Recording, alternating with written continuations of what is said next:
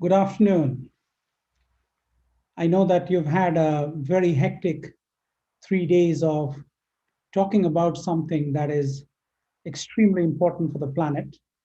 And congratulations to both the organizers. I know a lot of people are working behind the scenes. When you are in a physical space, you meet these people and you thank them in person. But as it happens in the virtual world, a lot of the people whose efforts make all of these uh, conferences possible are behind the scenes. So I would really like to start by thanking them, Amy and other colleagues, and of course Springfield Agri for taking the leadership in organizing this conversation.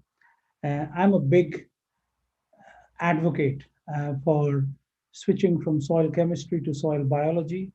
And I really feel privileged to be in this conversation today. And going by the kind of people that have spoken before me throughout these 3 days, I have no doubt that it has been an enriching experience for everyone that has joined in or cared to listen through the streaming service.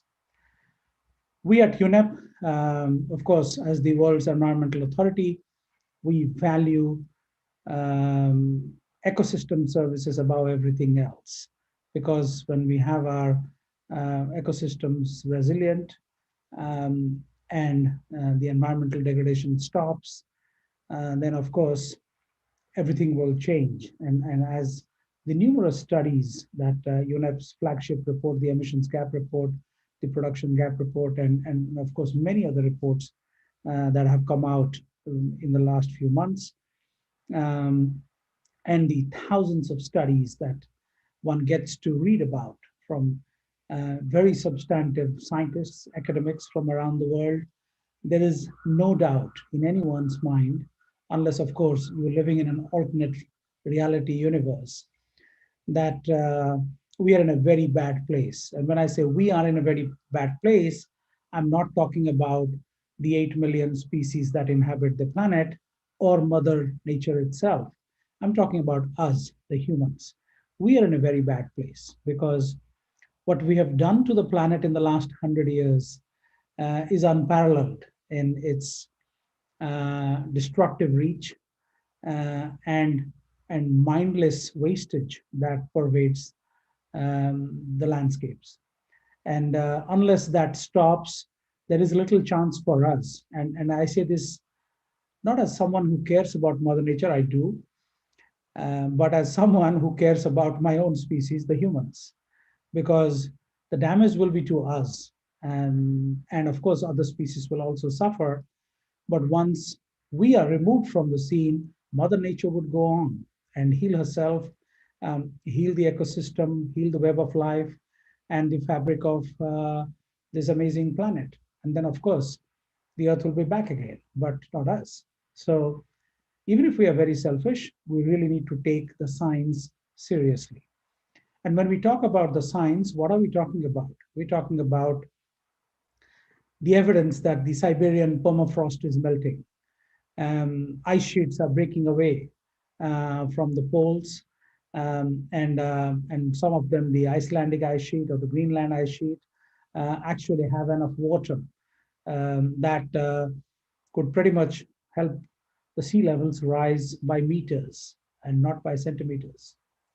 And so that's going to cause untold havoc across the planet, not just the poor and the underprivileged and the low-lying areas across the planet, but also the rich and the well-to-do and the wealthy. Studies and projections have shown that cities like Miami and many other major cities around the world, with the world's ancient civilizations that grew along riverbanks and coastal waters, would pretty much become unlivable. And for that, we have a solution actually. And that's what I'm here to talk about, not to scare you to death, because there's enough science and evidence to do that. You don't need me for that. So the solution is soil. Soil is the solution.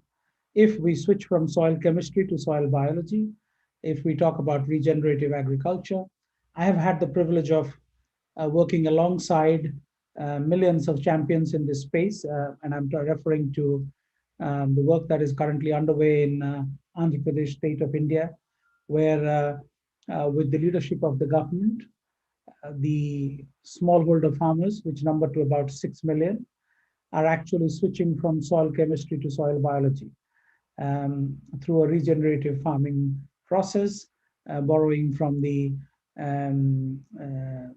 wisdom initially spread by Masanobu Fukuoka, but then, of course, adding to that the ancient agricultural wisdom in India before NPK came about and chemical fertilizers came about. And as much as we should be grateful for the fertilizers as and when they came about, and it saved perhaps hundreds of millions of people from starvation and certain death at those times. But what we have seen now over the last 50 years of the Green Revolution in India, of course, and in many other parts of the world, that we have just adopted something absolutely unsustainable in both form and substance. In substance, because as many agricultural scientists tell us, that we are pretty much 50 harvests away from not growing anything meaningfully anymore.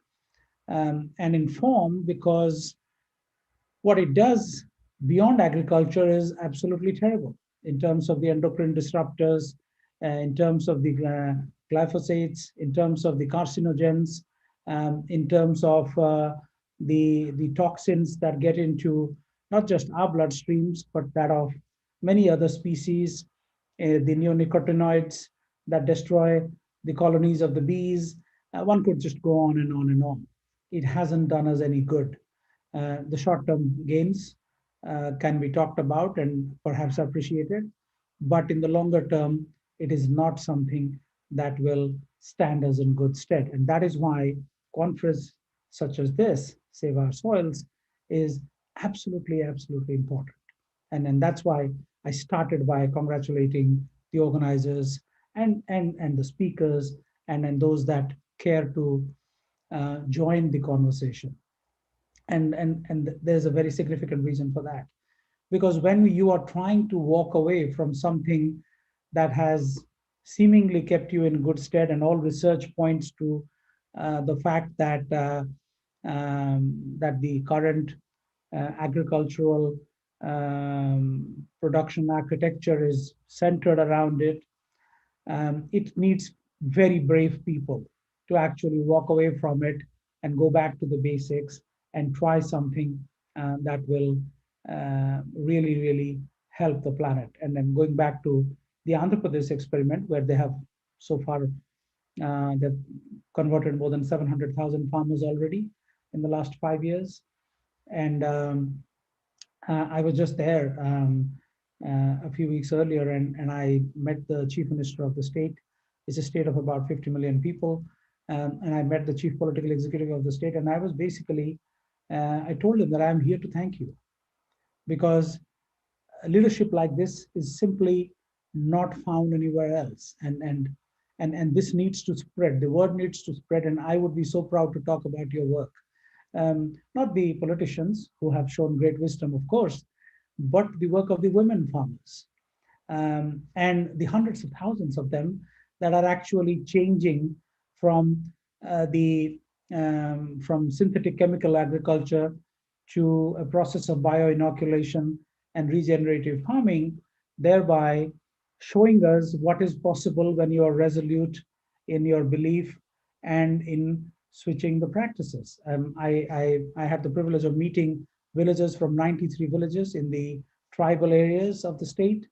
Those were declared as bio villages, meaning that they're completely free of any synthetic chemicals.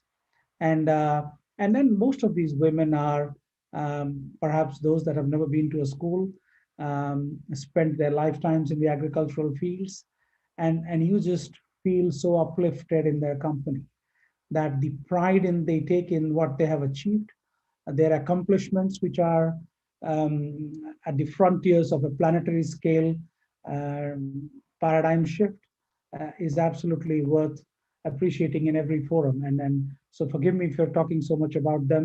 They deserve much more. But more onto the science.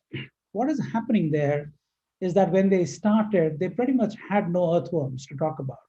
And now, from the global metric of about 70 earthworms per cubic meter of healthy soil, when they do these crop cutting experiments and then they do the earthworm counts in cubic meter of soil, and these are independent verifications, not done by the farmers themselves, but non-governmental organizations, civil society actors, we find anywhere between 100 to 140 being the earthworm count just in 5 years' time. The bees are coming back, the birds are coming back, they're nesting in agricultural fields. The 5-layer farming of tree-based agriculture is showing wonderful results. And actually, the productivity is increasing from crop cycle to crop cycle. And so much so that there's a lot of enthusiasm in India to look at the 160 million hectares of cropland, and Andhra Pradesh has only 8 million of that, and how to switch to regenerative agriculture across the country. And if they can indeed accomplish that, it will change everything. And here's the most interesting part. It actually does not need money. I mean, it needs money, make no mistakes, but it does not need money in the sense that it will be cost neutral to actually do this across India. Just to give you two subsidies, the fertilizer subsidies, the subsidies that the central government of India puts forward every year to compensate fertilizer companies for selling their synthetic chemical fertilizers across the country is about $14 billion per annum. And then the farm electricity subsidies is roughly about $26 billion. And so you add them both, that's already in 1 year works out to $40 billion in direct subsidies. Now we know now from substantive evidence gathered over the last 5 years on the work in Andhra Pradesh that the water use intensity in regenerative agriculture drops by about 50%, not immediately, but over several crop cycles. It drops, which of course means that the ecosystems are regenerating, the groundwater is recharging, and of course, Mother Nature is healing itself. And also with that, the aeration and the moisture retention improves with the mulching and everything else. And then the carbon starts coming back from the atmosphere to getting stored in the soil, which is what it was before we destroyed everything. And that would be the greatest source. And as we are seeing now, there are several examples of carbon sequestration, big corporations paying reasonably good amounts of money for the offsets. There was recently one in the farmlands in Australia, there's something in the United States. So the ground is shifting. And only in 3 to 4 years' time, these grasslands, through managed grazing and other sustainability practices, they've actually managed to double the soil organic carbon in the land under reference. So imagine what happens when a country like India switches 160 million hectares of farmland to sustainable, healthy agricultural practices. Imagine what it does to the ecosystems. Imagine what it does to public health. For people that can never afford organic food at the current business model because it's expensive and it is not in enough quantities, but regenerative agriculture that is going to happen across the landscape, then it will be available equally to poor and rich alike. And then that would change the fate of any country. I'm talking about India because the work is happening in India and I'm directly related to that, so I can draw from that experience.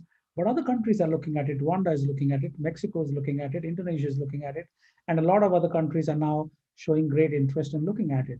And all of it, the entire transition in India would cost roughly about 50 to 60 billion dollars. The capacity building, the hand holding, the knowledge sharing, and imagine you'll be saving $40 billion every year from just these two subsidies alone. So if we can pull all our resources together and make this happen, it can happen actually cost neutral to the government in India. And actually, in a few years' time, you would have achieved the transformation, while the government of India would be saving hundreds of billions of dollars every year that goes out as subsidies that actually harm the planet. And not that anybody intends to, but the governments have to feed their populations. And in the absence of a credible alternative, they always fall back upon subsidies that are damaging the planet even more and more and more. Take the case of fossil fuel subsidies.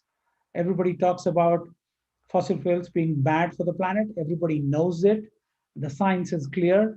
But if you look at the same member nations that have signed up to the Paris Agreement in 2015, between them, in the last 5 years, they have put up $2 trillion in fossil fuel subsidies.